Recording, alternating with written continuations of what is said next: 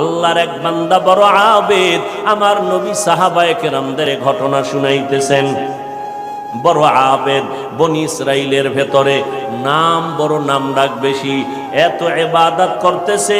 একদিন সিদ্ধান্ত নিয়ে নিল ঘরের মধ্যে থাইকা ইবাদত একুরেট হয় না, মানুষের সাথে চলাফেরা, মানসিকতা নষ্ট হয়ে যায়। সিদ্ধান্ত নিয়া পাহাড়ের কিনারায় চলে গেল। পাহাড়ের উপরে উঠা ছোট্ট একটা রুম বানাইয়া ওইখানে আল্লাহর বান্দা ইবাদত করে। পাহাড়ের চূড়ায় সাধারণ মানুষ সেখানে যায় না, মন মানসিকতা নষ্ট হয় না। আল্লাহর বান্দা পাহাড়ের চূড়ায় গিয়া ইবাদত করে। ঘরের ভেতরে মা বড় একা, আম্মা জান ঘরের মধ্যে বসে মোটামুটি জীবন যাপন করে। সন্তান আসে না, ইবাদতের মজা পাইয়া পাহাড়ের চূড়ায় উঠে ওখানে ইবাদত করে। একদিন মা মনে মনে ভাবলেন, আমার সন্তান আমার কাছে না আসলে তো আমি ও থাকতে পারে, আমি মা তো থাকতে পারি না।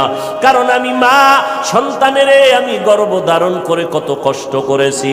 মা সিদ্ধান্ত নিল, আমি হেঁটে হেঁটে পাহাড়ের কিনারায় যাইয়া আমার বাবার চেহারাটা একটু দেখা কলবেরে সান্ত্বনা দিব। আম্মা জান ঘুমের থেকে উঠা সকালবেলা সূর্যের গরম যখন শুরু, হেঁটে হেঁটে পাহাড়ের কিনারায় চলে গেলেন। আল্লাহর বান্দা আবেদ পাহাড়ের চূড়ায় ইবাদত খানায় নামাজ পড়ে আর আল্লাহরে সেজদা দেয়। আম্মা জান পাহাড়ের কিনারায় যাইয়া সূর্যের আলোতে উপরে তাকাইতে কষ্ট হয়, হাতটাকে কপালের সামনে নিয়ে ছায়া দিয়া উপরে হালকাভাবে তাকাইয়া এরপরে ডাক দিলেন, এই সন্তান, আমি তোর মা পাহাড়ের কিনারায় আসছি, একটু দেখা দাও। আমি মা তোমার চেহারাটা দেখার জন্য পাগলের মতো হয়ে গেলাম। আল্লাহর বান্দা পাহাড়ের উপর থেকে মায়ের কণ্ঠের আওয়াজটা শুনছে। এমন সময় ডাক দিছে মা, যেই সময় আল্লাহর বান্দা নামাজে দাঁড়ানো।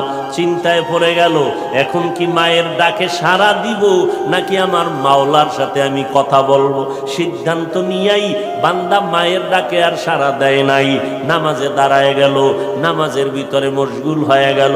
আম্মা জান দীর্ঘ টাইম কষ্ট করে দাঁড়াইয়া সন্তান যখন সাড়া দেয় না, মা হালকা একটু কষ্ট নিয়ে বাড়ির মধ্যে রওনা। বাড়িতে চলে আসলেন। ঠিক আছে বাবা, তুই ইবাদত করো, ওখানে থাক, আমার ডাকে সাড়া দিলি না, দুঃখ নিয়ে চলে গেলাম। মা বাসায় চলে গেল, কিন্তু মায়ের চোখে ঘুম হয় না। সন্তানের প্রতি যে মায়ের এত মায়া, ওই মায়ের সন্তান মায়ের মায়া কখনো বুঝবে না। যদি সন্তানগুলো মায়ের কষ্ট বুঝতো, জীবনে কোনো সন্তান মায়ের কষ্ট দিতে পারত না, মায়ের চোখের পানি ফালতে পারত না। মা রাতের বেলা ঘুমাইতে পারে না, কষ্ট বুকের চাপা দিয়া। আবার পরের দিন মা বলে, না আজকে আবার একটু যায় বাবারে ডাক দেই, দেখিনি একটু চেহারাটা দেখতে পারি, কলিজাটা ঠান্ডা করতে পারি।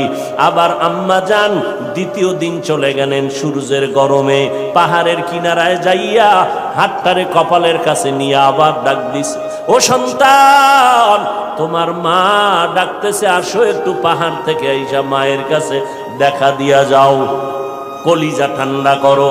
সন্তান এখনো নামাজে দাঁড়ানো, এবারও চিন্তা করলো, আমি মায়ের ডাকে সাড়া দিব নাকি আমি নামাজের মধ্যেই থাকবো। সিদ্ধান্ত আগের মতোই অটল, নামাজ আমি ছাড়বো না, মায়ের ডাকে কোনো সাড়াও দিব না। মা দ্বিতীয় দিনের মতো কষ্ট পাইয়া বিদায় নিয়ে বাসায় চলে গেলে, কিন্তু মা মনেরে বুঝাইতে পারে না সন্তানের কষ্ট কখন মন থেকে যায় না। এরে আল্লাহর বান্দা, স্বামী আর স্ত্রী এক জায়গায় ঘুমায়, হঠাৎ একদিন তাকায়া দেখে স্ত্রী বালিশে মাথা লাগাইয়া গুনগুন গুনগুন করে কান্না করে। আব্বা জান জিজ্ঞাস করে, বিবি কাঁদো কেন? কয় তোমার ঘুম, তুমি ঘুমাও, আমি মনের দুঃখে কাঁদি। বলে কি দুঃখ? তোমার জানার দরকার নাই। মা চায় বাবায় জানো, না জানে তো বাবাও দুঃখ পাবে। স্বামী বেচারা কয়, না বলো তুমি কেন কাঁদো, আমার মনে বড় কষ্ট লাগতেছে, কেন কাঁদো বলো। মা চোখের পানি ছেড়ে কয়, স্বামী আমার সন্তানের জন্য আমি জীবনটা বিলায় দিলাম। আজকের 7টা দিন হয়ে গেছে সন্তান আমারে মা বলিয়া ডাক দেয় না, আমি পাগলের মতো হয়ে গেছি। বলে কেন ডাকে না? বলে সন্তান একটা অন্যায় করতেছিল, আমি একটু ধমক দিছি, সন্তান রাগ করে আর আমার সাথে কথা বলে না। ঘরে আইসা প্লেটটা নিয়ে খানা খাইয়া পেছনের দরজা দিয়ে চলে যায়, আমার দিকে তাকায় না। এবার বাবায় বলে, বিবি তুমি আরামে ঘুমাও, সন্তানের চিন্তায় ঘুম নষ্ট করিও না, আজকে না কালকে সন্তান বুঝতে পারলে তোমার কাছে এসে মাপ চাবে। মা ডাক দিয়ে কয়, স্বামী আমার, তুমি আমারে যত বুঝাও, আমি যতবার খানার প্লেট নেই আমি খানা মুখে দিতে পারি না, তোমারে বুঝাইতে পারি না আমার খানার থেকে ঘুমের থেকে সন্তানের মা ডাকে এত মজা। সন্তান যখন আম্মু বলিয়া ডাক দেয় কলিজা ঠান্ডা হয়ে যায়। ও সন্তানেরা, ওই মা বাবা যারা কবরে রাইখে আজকে বাহাদুরি করো রে বাবা, ওই আল্লাহর বান্দি দ্বিতীয় দিনও কষ্ট পাইয়া বিদায়, কিন্তু রাতের ঘুম নাই, মনের মধ্যে বড় কষ্ট। নবীজি সাহাবায়ে কেরামদের সামনে ঘটনা বলেন আর কাঁদতেছেন, সাহাবায়ে কেরামরাও কান্নার আওয়াজ। মায়ার নবী বলেন, ও সাহাবায়ে কেরাম, ওই মা তৃতীয় দিন আবার চলে গেল পাহাড়ের কিনারায়, যাইয়া ডাক দিছে, বাবা একবার না দুইবার না তৃতীয়বারের মতো আমি তোমার দরজায় এসে গেলাম, একটু পাহাড় থেকে নাইমা সারা দাও। আজও সন্তান নামাজে দাঁড়ানো, আল্লাহর মহব্বতে আর মায়ের ডাকে সারা দেয় না। 2 দিন মা কষ্ট পাইয়া কিছু বলে নাই, চলে গেছে। আজকে কষ্ট পাইয়া আর নিজেরে কন্ট্রোল করতে পারে না, আসমানের দিকে তাকাইয়া একটা কথা বলিয়াই ফেলছে। আসমানের দিকে তাকাইয়া বলে, ও আসমানের মালিক, এমন সন্তান দিয়া কি হবে আমার, যেই সন্তান আমার 3 দিনের কষ্ট বুঝলো না রে আল্লাহ, আমার মনটারে মানাইতে পারি না, ওর তো একদিন মরণ হবে, তবে আমার একটা দাবি, ওরে তুমি জেনাকারিনী মহিলার চেহারা না দেখাইয়া মরণ দিবা না। কঠিন এক কথা আসমানে লাগায় দিলেন, আসমানে কবুল হয়ে গেছে। মা বাবার দোয়া, বরদোয়ার মাঝখানে কোনো পর্দা থাকে না, আর সে আজিমে ডাইরেক্ট চলে যায়। এই যুবক, জিরি মাদ্রাসায় বলে আসছি, আল্লাহর কসম করে বলে গেলাম, কুতুবদিয়ার মুসলমান, কসমের কথা বিশ্বাস না করলে তোমার ঈমান দুর্বল। আল্লাহর কসম, ওয়াল্লাহি বিল্লাহি তাল্লাহি, 3 বার কসম করে বলে গেলাম। বিশেষ করে যুবকদেরকে বলছি, মরার আগে যদি পঙ্গু হইয়া বিছানায় কষ্ট পাইয়া মরতে চাও, তাহলে মার সাথে বাবার সাথে বেয়াদবি কর, শিক্ষকের সাথে বেয়াদবি কর, মুরব্বীদের সাথে বেয়াদবি কর। আল্লাহর কসম, মরার আগে তুই পঙ্গু না হইয়া মরবি না, লিখে রাখ। আমার কথাটাকে যদি অবিশ্বাস করো, তোমার ঈমান চলে যাবে, কারণ আমি 3 বার কসম খেয়ে বলে গেছি। মদিনার নবী বলেন, 2টা অপরাধ আছে, যদি দুনিয়াতে করো মরার আগে শাস্তি হবে, মরার পরে নয়। 1 নাম্বার অপরাধের নাম জুলুম, 2য় অপরাধের নাম হলো মা বাবার সাথে বেয়াদবি। যারা মা বাবার সাথে বেয়াদবি করবে, নবী বলেন তাদের শাস্তি হবে মরার আগে দুনিয়ার জমিনে। যারা জুলুম করবে, ওস্তাদের ইজ্জতের উপর আঘাত করবে, ভাইয়ের উপরে জুলুম করবে, বোনের উপরে জুলুম করবে, প্রতিবেশীর উপরে জুলুম করবে, গরিবের উপরে জুলুম করবে, এই জালেমের বিচার আমার আল্লাহ মরার আগেই করে নিবেন। ও আল্লাহর বান্দারা, মা যখন কথাটা বলেই ফেললেন, আসমানে কবুল হয়ে গেল। কি বরদোয়া করলেন, মা গেছেন, ভুলে গেছেন? জেনাকারিনী মহিলার চেহারা না দেখাইয়া মারবা না। মা কিন্তু কঠিন কয় নাই, যদি কইতো জেনা না করাইয়া মারবা না, তো আরো কঠিন হয়ে যাইত। মা একটু পাশ কাটায় বললেন, ও জেনা টেনা করবে না, কিন্তু জেনাকারিনী মহিলার চেহারা দেখে মরবে, এটাও একটা অভিশাপ। একটু মহিলা দেখবে না, কারণ আমার বাচ্চা তো ইবাদত করে পাহাড়ের চূড়ায়, সে কোনো নারী দেখবে না, কিন্তু দেখতে গেলেও যেন নামাজি না, একটা জেনাকারিনী নারী দেখবে। পুরা বনি ইসরাইলের মাঝে প্রশংসা, পাহাড়ের চূড়ায় আল্লাহর বান্দা এত পরিমাণে ইবাদত করে যে তার ইবাদত আল্লাহর প্রতি এতটা অগাধ বিশ্বাস, পৃথিবীর কেউ তাকে আল্লাহর থেকে বিন্দু পিছপা ঘটাতে পারবে না, গাফেল করতে পারবে না।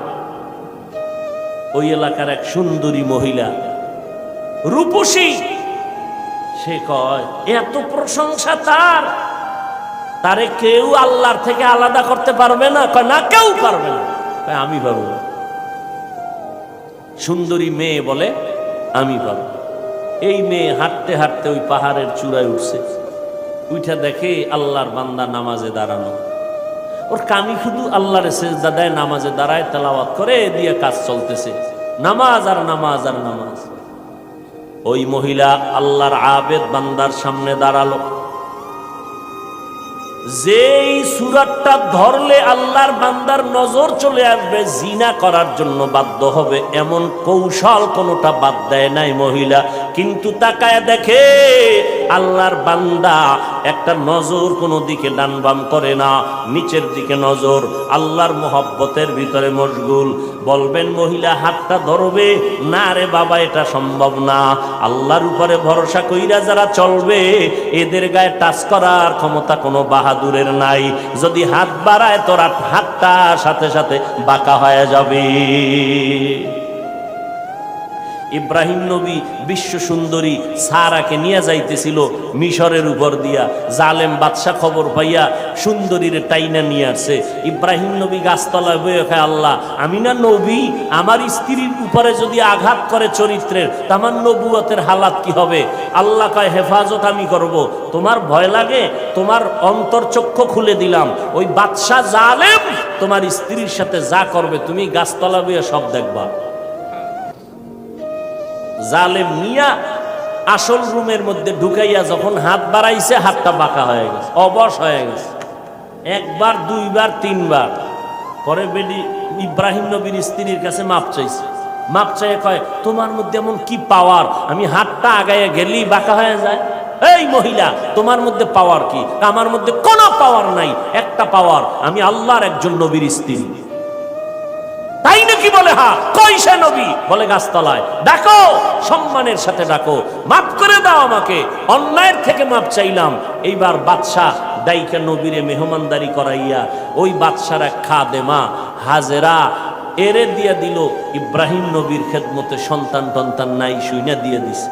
ইব্রাহিম নবী বিবাহের বন্ধনে আবদ্ধ কইরা এরপরে সে 80 বছরের পরে মাওলা একটা সন্তান দিলেন ইসমাইল নামে। তাও প্রথম স্ত্রীর থেকে নয়, দ্বিতীয় স্ত্রী হাজেরা আলাইহাস সালাম থেকে। তো মহিলা পাহাড়ের চূড়ায় উঠা আল্লাহর বান্দার সামনে যত অপকৌশল করার প্রয়োজন করছে, কিন্তু বান্দার দিলকে তার দিকে আকৃষ্ট করতে। এই যুবক, বুঝো কিছু, তুমিও মুসলমান, আর তোমার মন আকৃষ্ট করবে কিভাবে? তুমি আকৃষ্ট আর একজনকে করতেছ। একজনকে করলে তো যে হ্যাঁ একবারই মাইয়ার মন আকৃষ্ট করে বিয়ে করে জীবন চালায়। তুমি করতে করতে 10টা মাইয়ার জীবনের উপরে আক্রমণ করেছ। এর ঝাল আল্লাহ দুনিয়ায় মিটাবে, মরার পরে না। জুলুম করেছ নারীর ইজ্জতের উপরে, বিচার হবে মরার আগে, রসুলের হাদিস। মহিলা এবার সার্থক না ব্যর্থ? দেখছেন নি আপনারা এরকম বেউস? পাহাড়ের চূড়ায় মহিলা কি সার্থক না ব্যর্থ? সার্থক। ব্যর্থ হয়ে গেল, পুরুষের সাথে দুর্বল হয়ে গেল, পারলো না জিততে, নাইমে আসছে নিচে। যখন সোজা ভারী নেই, এবার বাঁকা তোরে ঠিক করুন। বাঁকা কি? নিচে নাইমা চলে গেল। ওই পাহাড়ের পাশে একটা বিশাল খোলা ময়দান, ময়দানের ভিতর একটা রাখাল বকরি চড়ায়। ওই রাখালকে ধরলো, রাখালের সামনে যাইয়া অপকৌশল করে রাখালের সাথে জিনা করেছে এই নারী। একটা ছেলে সন্তান হয়ে গেল। ছেলে সন্তানটা হাতের মধ্যে নিয়া ওই বেশ্যা নারী এলাকায় ঘুরে আর কয়, এই বাচ্চা হলো ওই পাহাড়ের চূড়ায় আবেদওয়ালা বান্দার বাচ্চা। দেখছেননি কারবার? ঘুমাইতেছেন আপনারা না? আজ যে ওয়াজ চলে এত পুরান ওয়াজ, আপনারা সবাই জানেন, ঘুমাইলেই হয়। বাচ্চা কার জানেননি? কার কার? আর মহিলা প্রচার করে কার? আল্লাহ জানেনি। মায়ের বরদোয়া একদিক, ওদিকে ও আল্লাহর কাছে কাঁদতেছে। দুই দ্বিমুখী সংঘর্ষ চলতেছে। একদিকে মা কইছে জেনাকারিনী মহিলার চেহারা দেখাও, ওদিকেও আল্লাহরে ডাকতেছে যেন ইজ্জত নষ্ট না হয়। মহিলা যখন এই বাচ্চা নিয়ে মানুষের কাছে কান্দে আর কয় বাচ্চা ওই তোমগো আবেদের, তোমরা যার এত গুণগান গাইছো ওই বাচ্চা, জিনার বাচ্চা, অবৈধ বাচ্চা। মানুষ সব শুই না, যারে এত কলিজা দিয়া ভালোবাসি তার অবস্থা এই, লাঠি টাঠি নিয়া এবার পাহাড়ে উঠা, আরে ফিডা খানকা টানকা সব ভেঙ্গে যখন আল্লাহর বান্দার উপরে আঘাত শুরু করেছে, বান্দা বলে তোরা আমার গায়ে হাত দাও কেন? বলে এই খবর, তাই নাকি? বলে হ্যাঁ, আল্লাহর জাতের কসম আমার দ্বারা এমন কোনো অপরাধ হয় নাই। কে বলেছে? আমগো এলাকার সেই রূপসী নারী, তাকে ডাকো। এবার জেনাকারিনী মহিলাকে ডাকা হলো।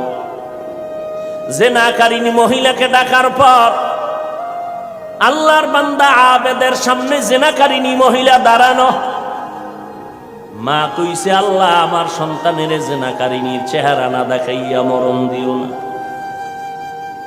এই ঘটনা শুনে জেনাকারিনী মহিলা বাচ্চা নিয়ে হাজির। আল্লাহর বান্দা সিজদায় পড়ে কান্না করে কয় আল্লাহ তুমি আমারে মাফ করিয়া দাও, উম্মতের সামনে তুমি সত্যটারে জাহের করে দাও, সত্যটারে তুমি প্রকাশ করে দাও, ইজ্জতের হেফাজত করো।